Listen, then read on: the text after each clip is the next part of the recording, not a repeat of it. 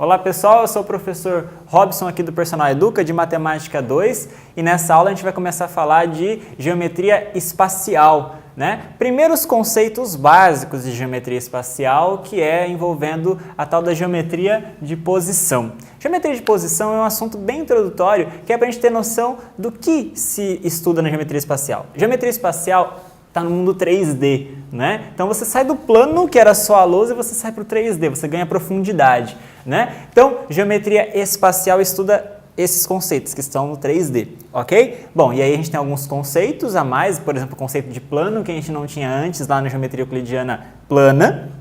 A gente estava num plano, então não tinha por que ter outros planos, agora a gente tem, tudo bem? E aí então a gente vai estudar agora primeiro a geometria de posição, os conceitos básicos. Depois a gente vai partir para o estudo das figuras geométricas de 3 dimensões, por exemplo, poliedro e outras, ok? Vamos lá. Primeiro, para entender geometria de posição é preciso que a gente entenda os postulados. Postulado é uma coisa que não é provada, mas que a gente assume como verdade, até porque é bem óbvio, ok? É bem, chega a ser óbvio, então a gente precisa começar a teoria. Vamos lá, vamos ver aqui, ó, alguns postulados da geometria espacial. Primeiro, os postulados de existência. Conceitos que a gente não consegue definir formalmente. O conceito de ponto, reta e plano. O que é um ponto, reta e plano? Você sabe, ponto é um ponto, reta é uma reta e plano é um plano infinito. Sim, tudo infinito. Não tem como definir. A gente vai assumir, inclusive, que eles existem. Sim, é um postulado, a gente vai assumir que existem pontos, retas e planos, ok? Segundo postulado de existência, numa reta e fora dela existem infinitos pontos, ok? Uma reta tem infinitos pontos e fora dessa reta também existem infinitos pontos. Terceiro, num plano, dado um plano lá, um plano, você tem infinitos pontos dentro do plano, infinitos pontos dentro do plano, plano é infinito, né? E tem também infinitos pontos fora dele, outro postulado de existência. Aos postulados de determinação. Por 2 pontos passa uma única reta. Então, se eu tenho 2 pontos, por ele passa uma única reta. Reta é um negócio reto, não tem como definir, tá vendo? Eu tenho 2 pontos aqui, passa uma única reta, tá? Segundo postulado de determinação, por 3 pontos não colineares passa um único plano. Já viu aquela brincadeira assim, né? 3 pontos não colineares estavam conspirando. Acho que temos um plano. Exato, tem 3 pontos não colineares, eles têm um plano. Formam um plano. Ok? Por 3 pontos você consegue basicamente segurar uma pasta ou alguma coisa reta, tudo bem? Algum plano, tá? Postulado de inclusão. Se 2 pontos distintos de uma reta pertencem a um plano, então toda a reta está nele. Parece bem óbvio isso, mas se você tem 2 pontos distintos de uma reta em cima de um plano, quer dizer que a reta toda está lá. Postulados de separação.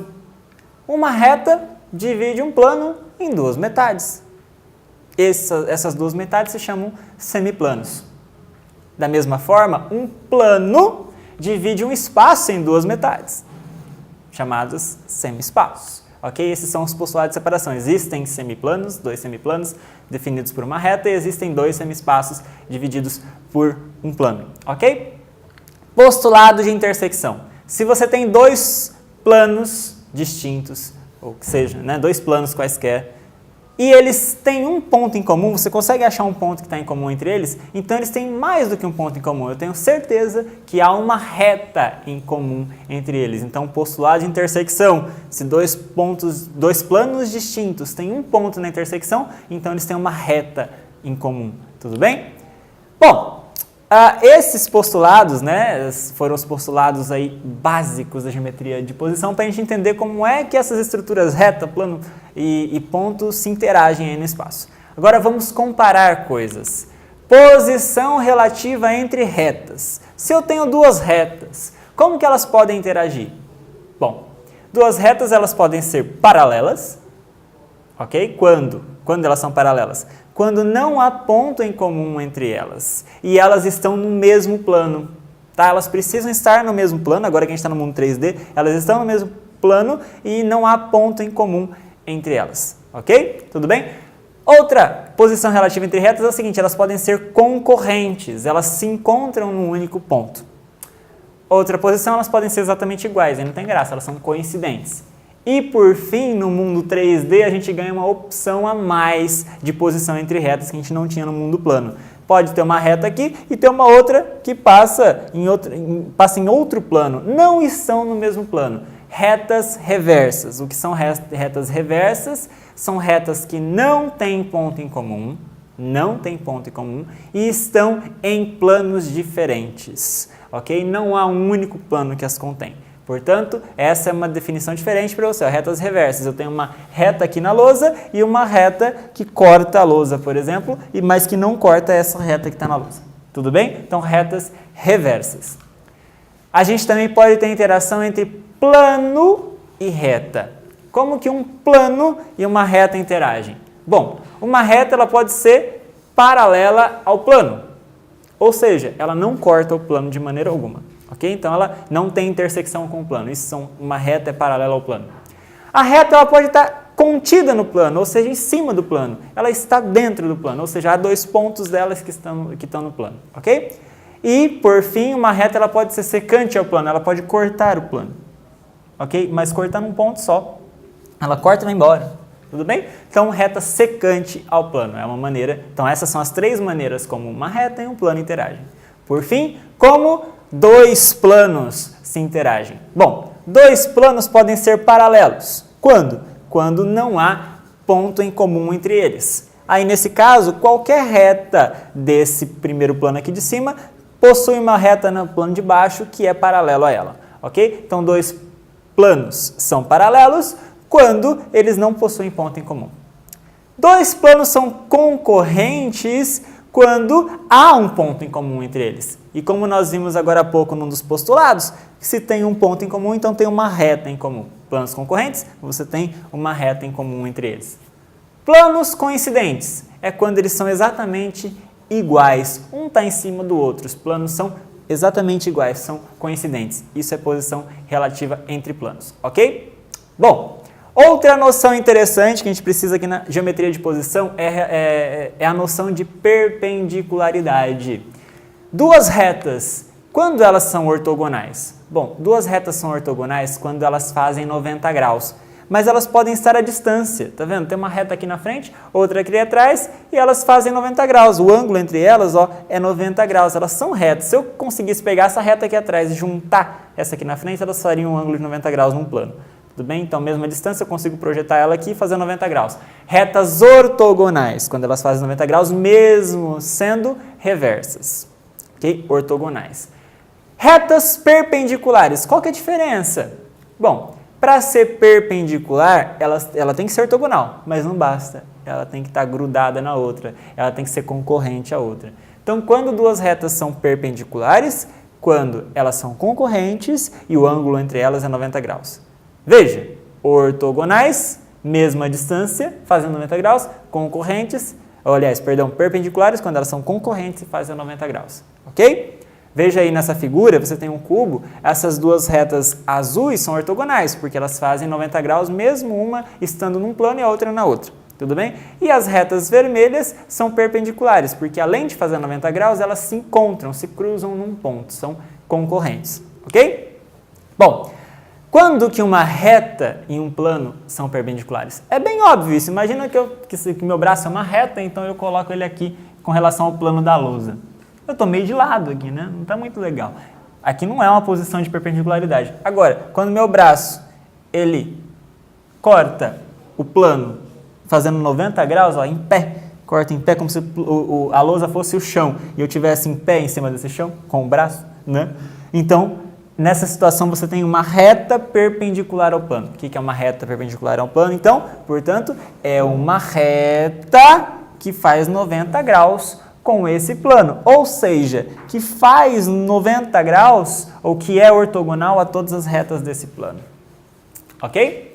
Bom, quando dois planos são perpendiculares? Bom, dois planos são perpendiculares quando eles entre si fazem 90 graus, intuitivamente. Claro que eu deveria formalizar todos esses conceitos, reta e plano perpendiculares, planos perpendiculares, mas aqui é só um lembrete, é só uma revisão desses conceitos de maneira bem geral, para você ter uma ideia intuitiva mesmo. Dois planos são perpendiculares quando eles se cruzam, se encontram, são secantes um ao outro, mas esse encontro se dá formando um ângulo de 90 graus, ou seja, tem uma reta nesse, uma reta no outro, essas duas retas fazem 90 graus uma com a outra, são concorrentes inclusive, tá bom? Bom, outro conceito importante aí é a definição de projeção ortogonal. O Enem tem gostado bastante disso. Ano após ano vem caindo esse assunto no Enem. Projeção ortogonal é o seguinte, imagine que você tem uma figura 3D no espaço e aí você quer pôr uma luz atrás dessa figura e essa figura você quer enxergar a sombra dela num outro plano.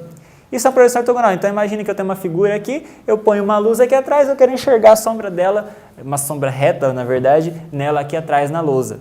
Né? Como você está vendo nessa figura. Veja, nessa figura tem um cilindro. E aí você coloca uma luz aí de lado, essa luz lateral ela vai enxergar, vai projetar um quadrado, um retângulo numa parede, num plano. Já há uma luz em cima e essa luz vai projetar um círculo na parte de baixo, no chão aí dessa figura aí. Tudo bem? Então, projeção na verdade é o seguinte, como se você tivesse uma luz e essa luz vai atravessar o objeto e vai projetar uma sombra nele no plano, no plano que, né, no qual você está projetando. Tudo bem? Então, veja, projeção de um ponto é o pé da perpendicular ao plano passando por esse ponto. Bem assim, né? Bem essa figura. Veja, tem um ponto aí, e aí você projeta uma perpendicular nele, você vai enxergar esse ponto lá embaixo fazendo uma sombra. Tá? E a projeção de uma figura é o conjunto das projeções ortogonais de cada um dos pontos. É bem mais fácil você lembrar da questão da lâmpada, né? Você coloca uma lâmpada paralela ao plano onde você quer projetar e aí você vê a figura que sai. Vamos fazer agora uma questão que caiu aí no Enem de 2013. Veja só o enunciado. Gangorra é um brinquedo que consiste de uma tábua longa e estreita, equilibrada e fixada no seu ponto central, pivô. Nesse brinquedo, duas pessoas sentam-se nas extremidades e, alternadamente, impulsionam-se para cima, fazendo descer a extremidade oposta, realizando assim o movimento da gangorra. Só uma análise aqui, anterior a isso, você já sabia dessa parte do texto, você já brincou de gangorra, imagina, na sua infância, não? Né? Então você já sabe, todo esse parágrafo, né, várias linhas aí, foi só para dizer o que é brincar de gangorra, tá?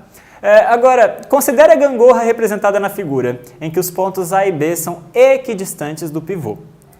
A projeção ortogonal da trajetória dos pontos A e B sobre o plano do chão da gangorra, quando esta se encontra em movimento, é...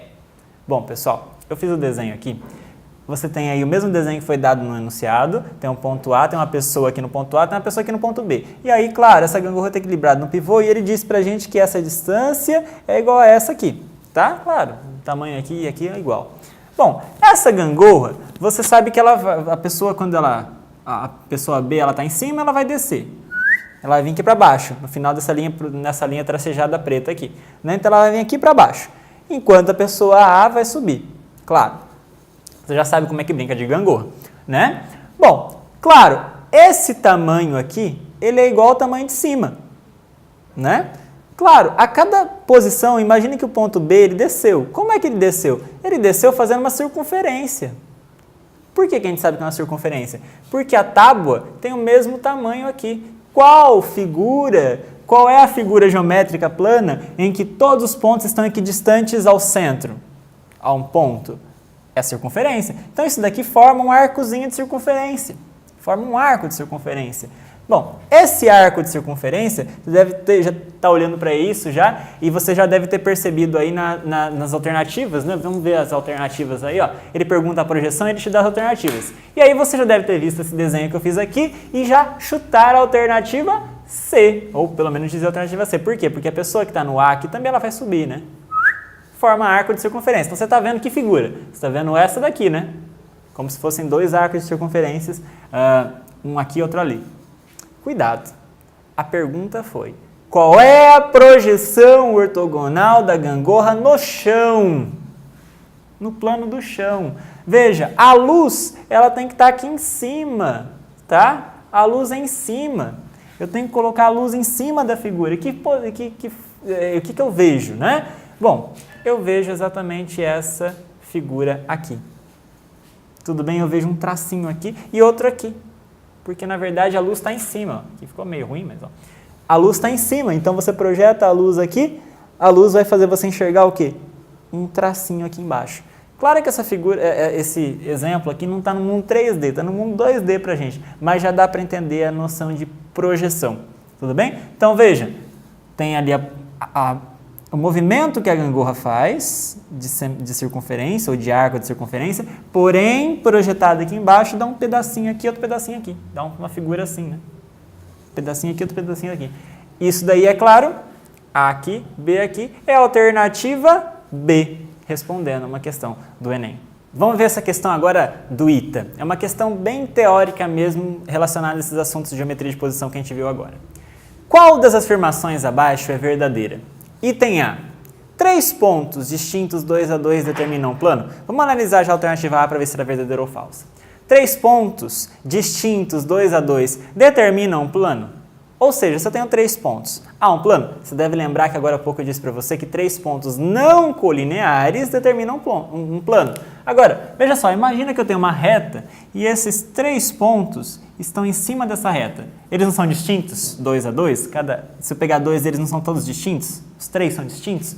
Porém, eles não dão conta de equilibrar um plano. Eles estão numa mesma reta. E aí, se eu colocasse um plano, uma folha de papel em cima dessa reta, por exemplo, ela ia pender para um lado ou para o outro, né? Portanto, a alternativa A é falsa. Para determinar um plano, os 3 pontos têm que ser não colineares, não podem estar numa mesma reta. Alternativa A, falsa. Alternativa B. Um ponto e uma reta determinam um plano. Um ponto e uma reta determinam um plano. Bom, vamos lá. Imagina aqui, pessoal, a gente tem uma reta aqui já. Essa reta tem pelo menos 2 pontos que a define. Tá aqui os 2 pontos. Se eu pegar um ponto aqui fora, claro que eu tenho um plano. Por quê? Porque esse ponto é não colinear a esses outros 2, porque ele não está na reta. Então, ele forma um plano. Ok. Só que esse ponto, ele pode estar em cima da reta. E aí eu estou na mesma situação do item A. Esses 3 pontos estão em cima de uma mesma reta, portanto, eles não determinam um plano. Então, ó, um ponto e uma reta determinam um plano? Veja. Esse ponto e essa reta determinam um plano? Não. Esse ponto está dentro da reta, então não. Para um ponto e uma reta determinar um plano, esse ponto teria que estar fora. Alternativa B, falsa. Alternativa C. Se 2 planos distintos têm um ponto em comum, tal ponto é único.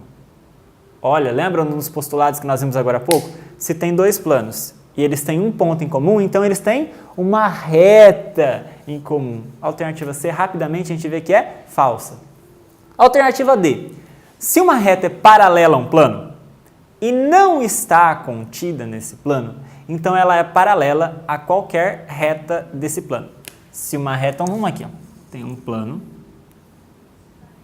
Essa reta é uma reta que é paralela a esse plano e não está contida. Então, tem uma reta aqui, R, paralela ao plano alfa, tudo bem? E que não está contida nele. Então, ela é paralela a qualquer reta desse plano? Ora, vamos fazer um exercício aqui de abstração. Tira essa reta aqui e faz de conta que a reta é meu dedo, fora do plano mesmo, tudo bem? Ela é paralela ao plano da lousa, por exemplo. Agora, pega essa reta aqui, ó, tortinha.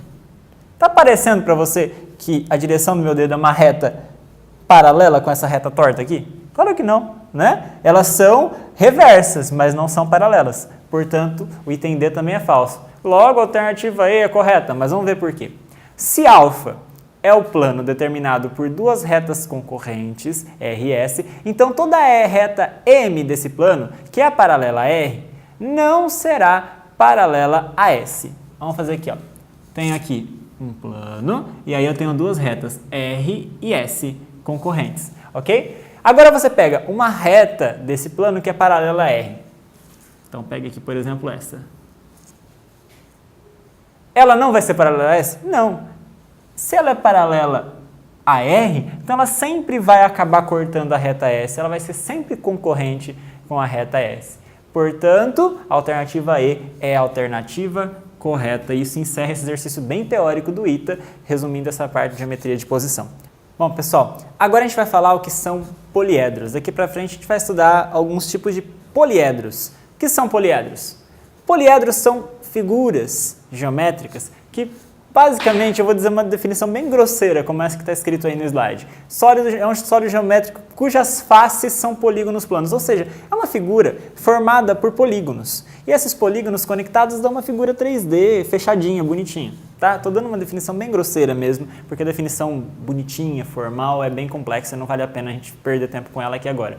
Então, poliedro é uma figura fechada, bonitinha, formada por polígonos nos seus lados. Uma esfera, por exemplo, não é um poliedro. Tá? Uma esfera não tem lado, então no seu lado de dentro, lado de fora. Ah, não é isso. Lado, né? Não tem polígono, ok? Então não é um poliedro, por exemplo, uma esfera. Agora um cubo, por exemplo, um poliedro possui lados, os lados são retângulos, ou no caso do cubo, os lados são todos quadrados, ok? Alguns exemplos aí para você, ó, de poliedros, todas figuras fechadinhas, formadas aí nas suas conexões por polígonos planos, ok?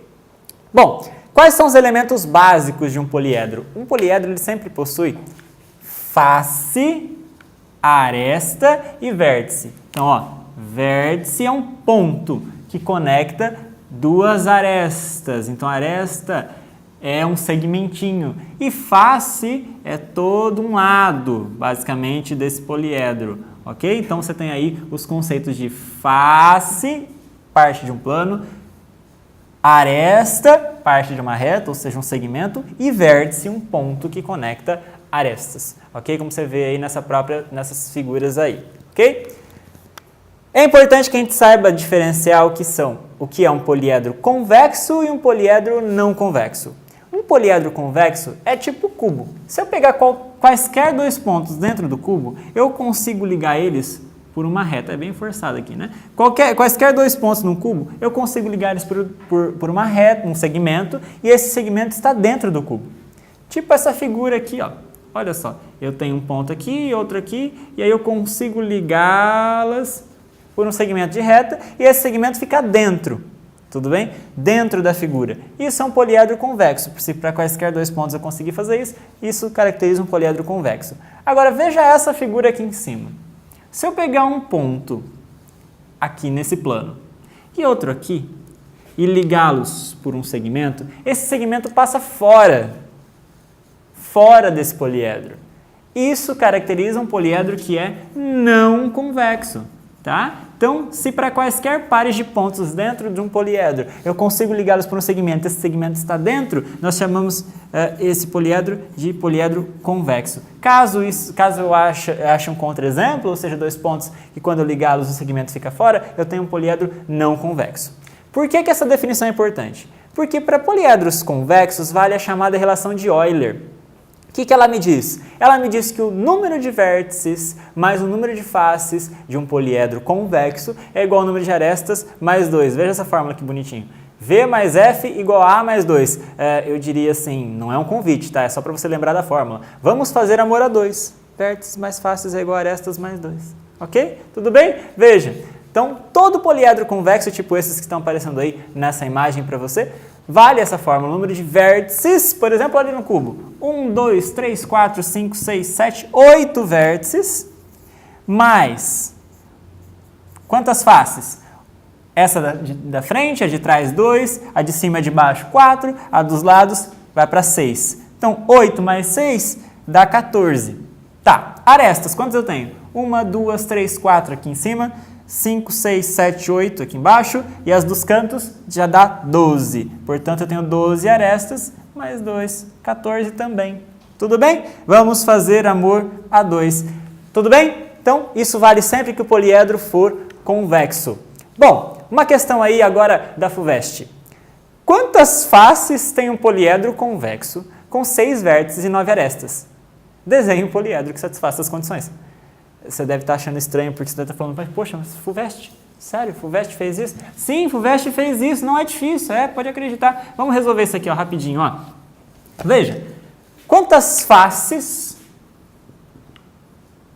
tem um poliedro convexo com 6 vértices, o número de vértices é 6, se V de vértices, e 9 arestas?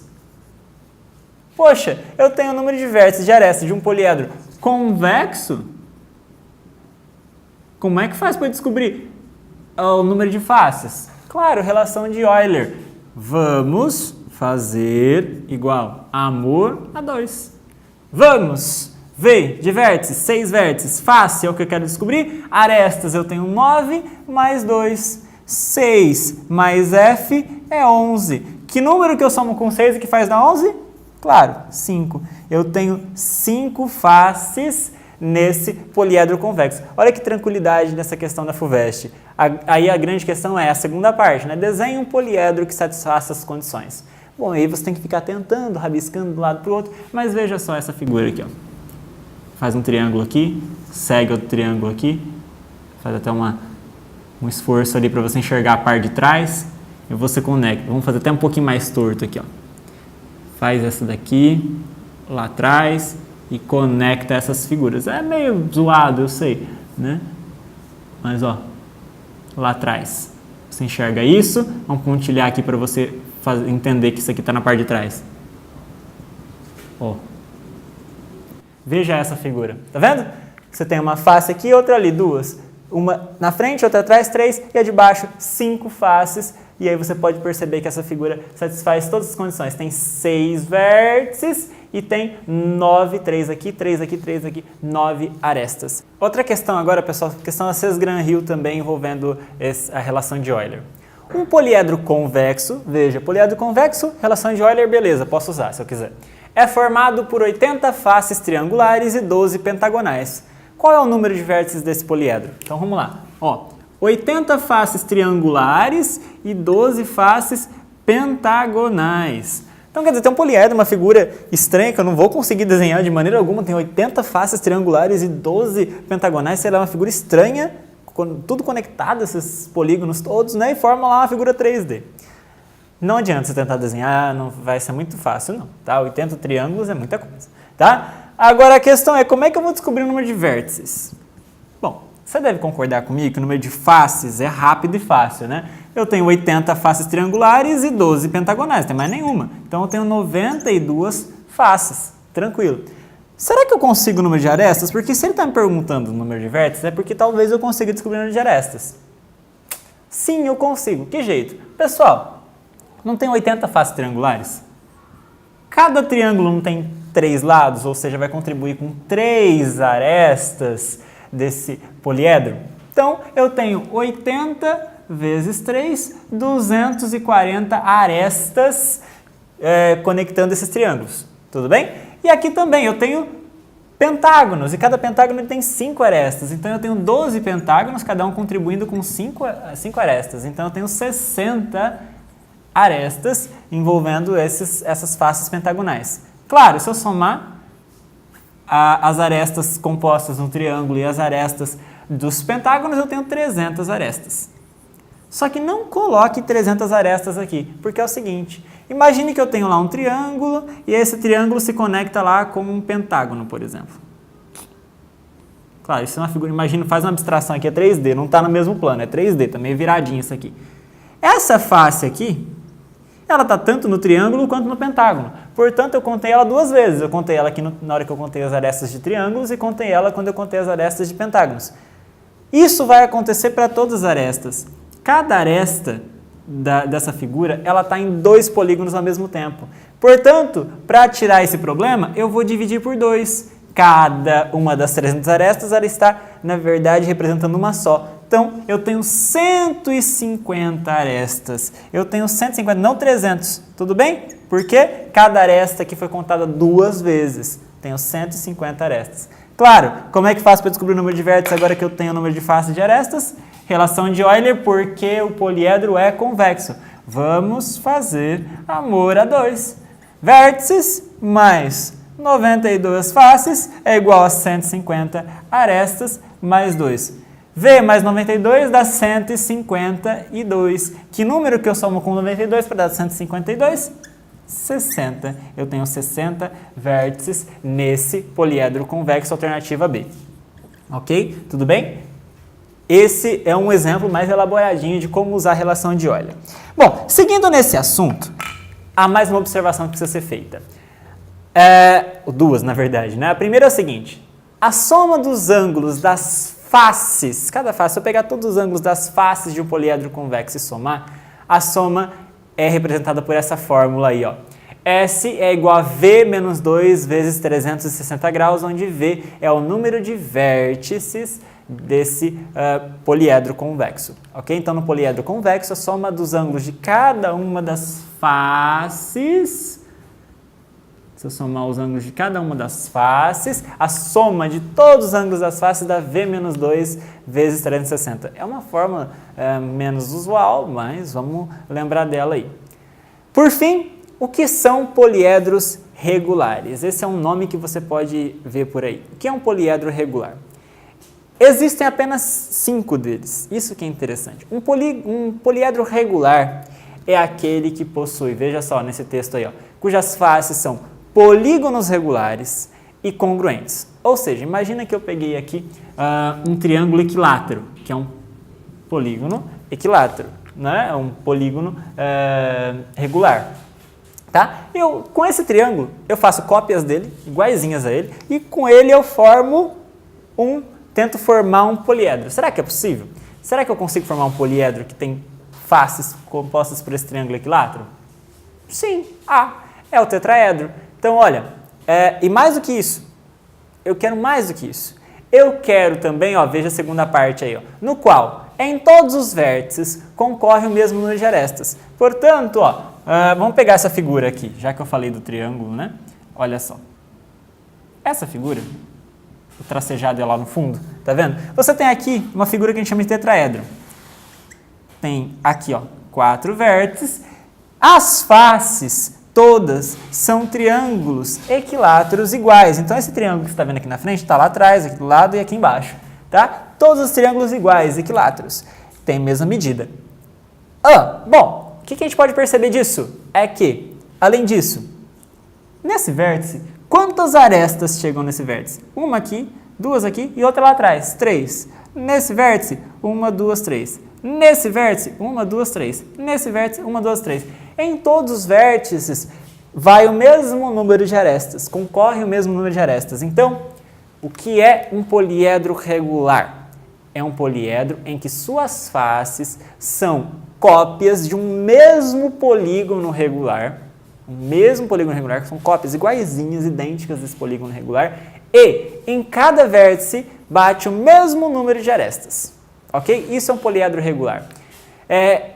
Em geral, há uma classe mais definida desse tipo de poliedro, que são chamados poliedros de Platão, mas esses são casos particulares, são os poliedros regulares. Existem apenas 5, veja só, o tetraedro, formado por triângulos equiláteros, o cubo, formado por quadrados, você tem o octaedro, formado também aí por triângulos equiláteros, tá? Mas agora é uma figura de 8 lados. Você tem o dodecaedro, formado aí por 12 faces pentagonais, e você tem aí o icosaedro, formado por 20 faces triangulares, e aí cada triângulo equilátero também, ok? Veja que o triângulo equilátero consegue produzir tetraedro, octaedro e icosaedro, ok? Então esses são os poliedros regulares. Só para finalizar essa aula, um exemplo, um exercício aí da PUC do Paraná. Se a soma dos ângulos das faces de um poliedro regular é 1440 graus, então o número de arestas desse poliedro é... Bom, deixa eu apagar aqui só para a gente fazer essa conta rapidamente. Veja que ele deu uma informação, ele me deu qual é a soma dos ângulos das faces desse poliedro.